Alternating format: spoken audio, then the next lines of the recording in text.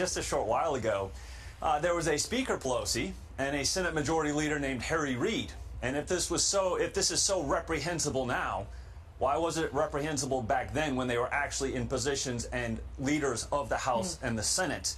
So let's take up that noble cause and fight dead Confederates. And my question, Abby, is where does it stop? You start with the Confederate statues. Do you then start to look at, say, I don't know, Caesar Rodney and Richard Stockton, who were signers of the Declaration who owned slaves? Why wouldn't you eventually go to George Washington, who also owned slaves?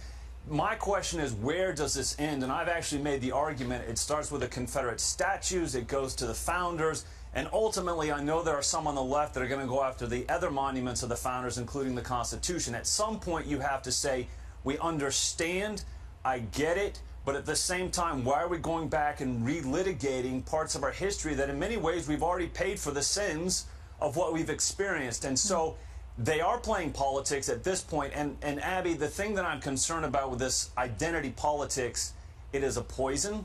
It is a cancer. There is no good end with identity politics. Why can we not move on and have serious conversations instead of talking about Confederate statues?